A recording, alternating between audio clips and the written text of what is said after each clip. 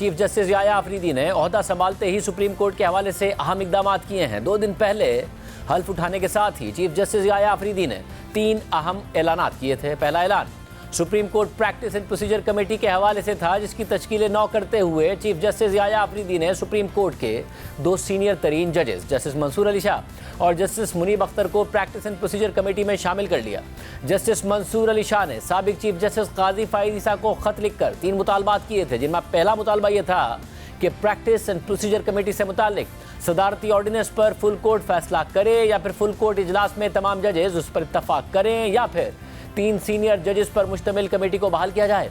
और chief justice Yahya Afridi ने justice Mansoor Ali Shah के तीसरे मुतालबे के मुताबिक 3 सीनियर जजेस को कमेटी में शामिल कर लिया है। चीफ जस्टिस याया अफरीदी का दूसरा ऐलान सुप्रीम कोर्ट के तमाम जजेस पर मुश्तमिल फुल कोर्ट इजलास बुलाने से मुताल्लिक था, जो आज हो गया है। इसके अलावा 7 नवंबर को इंसदादी दहशतगर्दी की अदालतों की जजेस का इजलास बुलाया गया है, जबकि 8 नवंबर को सुप्रीम जुडिशल काउंसिल का इजलास होगा। आज होने वाले फुल कोर्ट इजलास पर सबकी नजरें थी, क्योंकि साबिक चीफ जस्टिस काजी फाइजा की रिटायरमेंट के मौके पर सुप्रीम कोर्ट में तकसीम नजर आई, वाज़े नजर आई और चीफ जस्टिस के फुल कोर्ट रेफरेंस और अलविदाई इशाइये में 2 सीनियर तरीन जजेस समेत सुप्रीम कोर्ट के 6 जजेस ने शिरकत ही नहीं की थी। मगर आज चीफ जस्टिस याया अफरीदी की ज़ेर सदारत फुल कोर्ट इजलास हुआ, तो उसमें सुपरसीड होने वाले जस्टिस मंसूर अली शाह और जस्टिस मुनीब अख्तर समेत सुप्रीम कोर्ट के तमाम जजेस ने शिरकत की। बल्कि सीनियर तरीन जज जस्टिस मंसूर अली शाह उम्रे की वजह से बैरून मुल्क होने के बावजूद वीडियो लिंक के जरिए इजलास में शरीक हुए। बल्कि एलामिया के मुताबिक उन्होंने इजलास में अहम तजावीज़ भी दी। एलामिया में यह भी बताया गया है कि आज के इजलास में जजेस ने ज़ेर इल्तवा केसेस निपटाने के हवाले से गौर किया, जबकि अगला फुल कोर्ट इजलास 2 दिसंबर को तलब किया गया है। इसके अलावा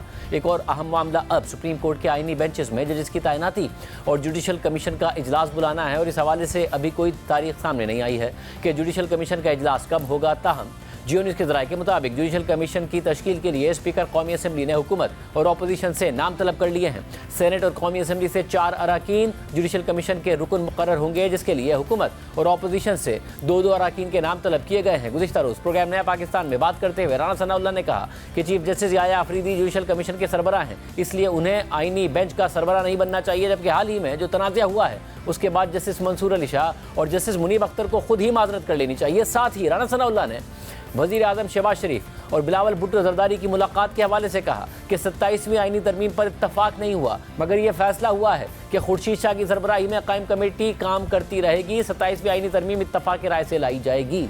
27वीं तरमीम जो है उसमें जो भी होगा वो होगा कंसेंसस से, कोई एक तरफा तौर पे कॉन्स्टिट्यूशनल अमेंडमेंट आने का कोई चांस नहीं है। मैं समझता हूँ कि जो हमारे सीनियर मोस्ट जजेस इस वक्त सुप्रीम कोर्ट में हैं, जस्टिस मंसूर अली शाह साहब और मुनीब अख्तर साहब, ये पिछली जो कंट्रोवर्सी चली है और जिस तरह से चली है, मेरा नहीं ख्याल कि वो खुद भी इस बात को पसंद करेंगे कि उन्हें जो है वो कॉन्स्टिट्यूशनल बेंच का जो है वो सरबराह बनाया जाए। चीफ जस्टिस ऑफ पाकिस्तान के हवाले से तो ये एक अमूमी राय है ना कि वो तो कंट्रोवर्शियल हुई नहीं, वो तो आप तो उनके हवाले से कह नहीं सकते वो किस तरफ खड़े हैं, तो उनको क्यों नहीं होना चाहिए फिर आईनी बेंचेस में? आपके मुताबिक आपकी राय? मेरा ख्याल है इसी वजह से उनको नहीं होना चाहिए। आप चाहते हैं कि वो जजेस वो एक चीफ जस्टिस के तौर पे बैलेंस जो है वो रखें। साइड जो है जिस फोरम ने करना है उस फोरम की सरबराही जो है वो चीफ जस्टिस ऑफ पाकिस्तान ने करनी, तो ये कैसे मुनासिब लगेगा कि चीफ जस्टिस ऑफ पाकिस्तान खुद ही कहेंगे जी मैं ही बन जाता हूँ। जबकि मौलाना फजलुर रहमान 27वीं आईनी तरमीम की मुखालफत कर रहे हैं और उन्होंने कहा है कि 27वीं आईनी तरमीम मंजूर करवाओ, फिर देखना हम दोबारा क्या हासिल करते हैं। और 27वीं तरमीम आ रही है, जो इसमें नहीं हो सका वो किया जाए, तुम्हारा बाप भी नहीं करके दिखाओ जरा, और फिर अपना हश्र देख लो कि तुम्हारा क्या हश्र किया जाए। अपोजिशन लीडर उमर अयूब ने 27वीं तरमीम की खबरों पर कहा है कि प्रिंटिंग प्रेस लगा लें, जितनी तरमीमें छापनी है छाप लें।